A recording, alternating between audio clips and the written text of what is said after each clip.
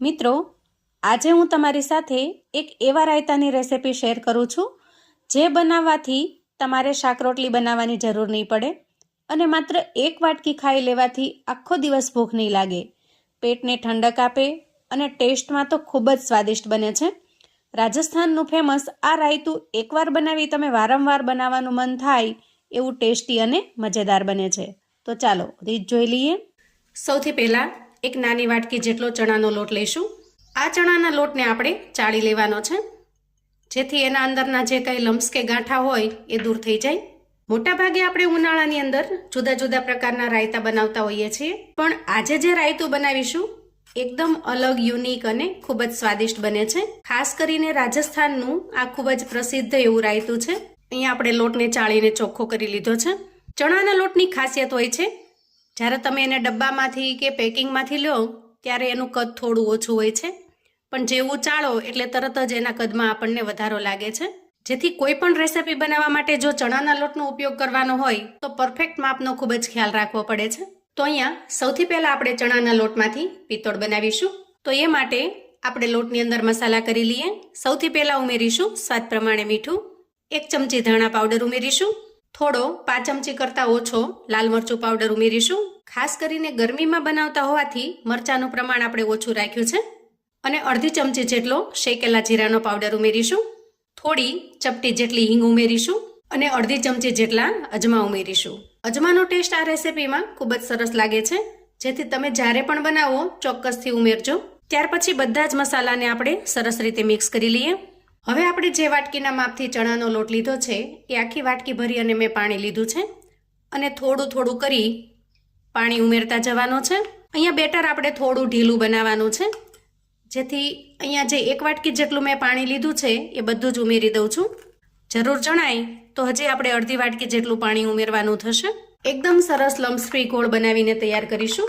હવે જુઓ, 1 વાટકી પાણી ઉમેર્યા પછી લોટની કન્સિસ્ટન્સી કંઈક આ રીતની છે, જે આપણે રેસિપી બનાવવા માટે ખૂબ જ ઘાટું બેટર બને છે. જેથી ફરી આપણે 1 વાટકી જેટલું પાણી લઈશું અને એને થોડું થોડું કરીને ઉમેરતા જઈશું. તો વાટકીમાંથી અડધું પાણી ઉમેર્યા પછી બેટરની કન્સિસ્ટન્સી કંઈક આ રીતની છે, પણ હજી આ બેટર આપણને થોડું ઘાટું લાગે છે. જેથી કરીને હું વાટકીમાં જે પાણી છે એ બધું જ પાણી ઉમેરી દઉં છું. તો ટોટલ 1 વાટકી ચણાના લોટની સામે આપણે 2 વાટકી જેટલું પાણી ઉમેર્યું છે, જે બેટર બનાવવા માટેનું પરફેક્ટ માપ છે.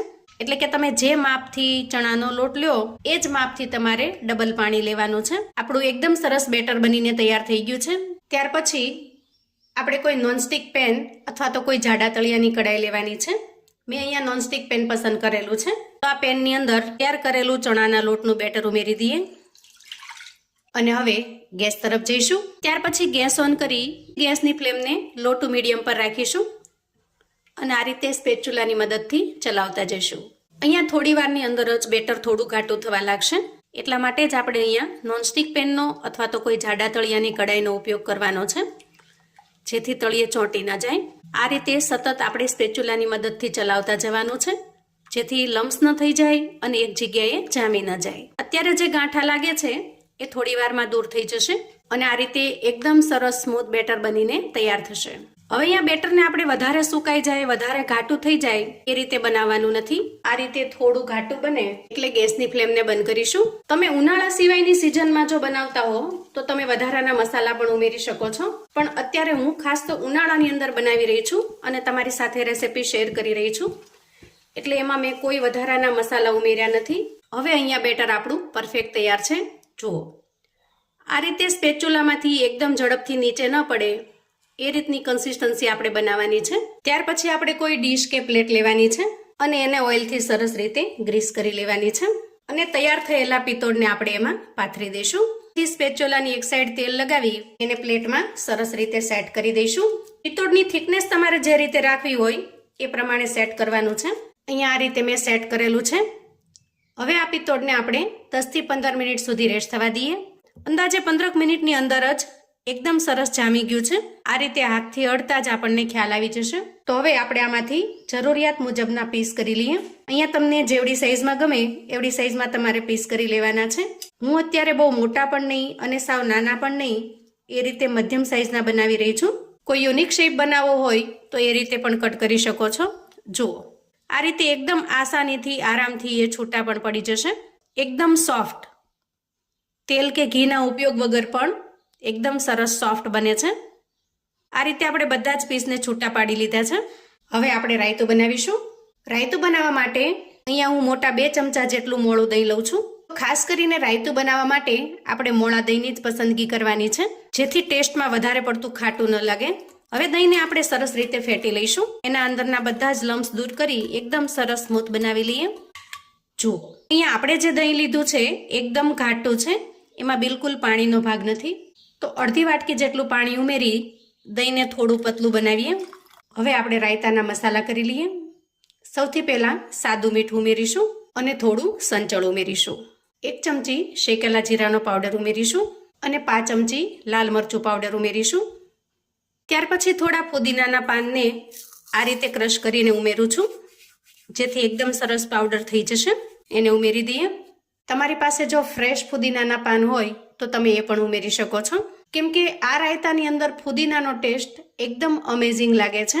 હવે થોડી કોથમીર ઉમેરી દઈએ, એકદમ ઝીણી સમારીને. અને હવે થોડા બરફના ટુકડા ઉમેરીશું, જેથી રાયતું એકદમ સરસ ચીલ ઠંડુ તૈયાર થશે.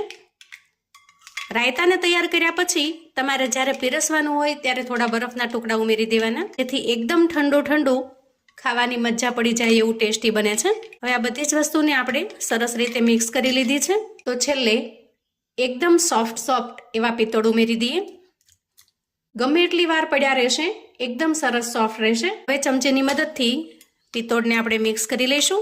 પિત્તોળ ઉમેરવાથી તમે આ રાયતાની સાથે રોટલી કે કશું નહીં લ્યો અને સીધું રાયતું જ લેશો તો પણ તમને ખાવાની મજા પડશે. જેથી આ રાયતું જ્યારે પણ બનાવો, શાક રોટલી બનાવવાની પણ જરૂર નહીં પડે. ઓછી ભૂખ હોય અથવા તો કશું હળવું ખાવું હોય ત્યારે તમે આ રાયતું બનાવીને તૈયાર કરી શકો છો. હવે આ રાયતાને સુપર ટેસ્ટી બનાવવા માટે આપણે થોડો વઘાર ઉમેરીશું. તો અહીંયા વઘારિયાની અંદર 1 ચમચી જેટલું તેલ મેં ગરમ કરી લીધું છે, જેમાં 1 ચમચી જેટલી આપણે રાઈ નાખીશું અને થોડા લીલા મરચાના ટુકડા ઉમેરીશું. મીઠા લીમડાના પાનને મેં આ રીતે એકદમ સરસ ઝીણા સમારી લીધા છે, એને ઉમેરી દઈએ અને ચપટી હિંગ ઉમેરી દઈએ. અને હવે તૈયાર થયેલા વઘારને આપણે રાયતામાં ઉમેરીશું. વાહ, જુઓ. અને હવે વઘારને આપણે મિક્સ કરી દઈએ. જોતાં જ ખાવાનું મન થઈ જાય એટલું સરસ ટેસ્ટી આ રાજસ્થાની રાયતું બનીને તૈયાર થાય છે. ઘરમાં નાના મોટા સૌને ખાવાની મજા પડી જાય એવું ટેસ્ટી બને છે. તો જો તમારે રાયતાની અંદર કંઈક નવું, અલગ અને યુનિક બનાવવું હોય તો આ પિત્તોળનું રાયતું એક વખત ટ્રાય કરજો અને ટ્રાય કર્યા પછી એ ફીડબેક મારી સાથે શેર કરજો. તો અહીંયા આપણું રાયતું સર્વ કરવા માટે તૈયાર છે. રાયતાને પીરસી ઉપરથી થોડું લાલ મરચું આ રીતે સ્પ્રિંકલ કરી દેવાનું. આ રીતે ગાર્નિશ કરવાથી રાયતાનો લુક ખૂબ જ સરસ લાગે છે અને એકદમ સરસ ઠંડુ રાયતું સર્વ કરવાનું છે ને. એકદમ ટેસ્ટી અને યુનિક રેસિપી. તમે આ રાયતાને ફ્રીજની અંદર મૂકીને રાખી શકો છો, પણ જ્યારે તમારે પીરસવું હોય ત્યારે જ તમારે એના અંદર પિત્તોળ ઉમેરવાના છે અને બરફના ટુકડા ઉમેરવાના છે. તો આવું અવનવું જાણવા માટે અને મને સપોર્ટ કરવા માટે ચેનલ ઉપર જો તમે નવા છો તો પ્લીઝ ચેનલને સબસ્ક્રાઈબ કરજો. વિડીયો ગમે તો લાઈક અને શેર કરજો. તમારા સગા સંબંધી મિત્રોને પણ આપણી આજની એકદમ યુનિક, અલગ એવી રાજસ્થાની પિત્તોળના રાયતાની રેસિપી ચોક્કસથી મોકલી આપજો, જેથી એ લોકો પણ બનાવીને તૈયાર કરી શકે, એન્જોય કરી શકે, એના પરિવારને પીરસી શકે. કોમેન્ટમાં મને ચોક્કસથી જણાવજો મિત્રો કે એકદમ યુનિક અને અલગ એવી આ પિત્તોળના રાયતાની રેસિપી તમને કેવી લાગી છે. ફરી મળીશું એક નવી રેસિપી સાથે. ત્યાં સુધી આવજો મિત્રો.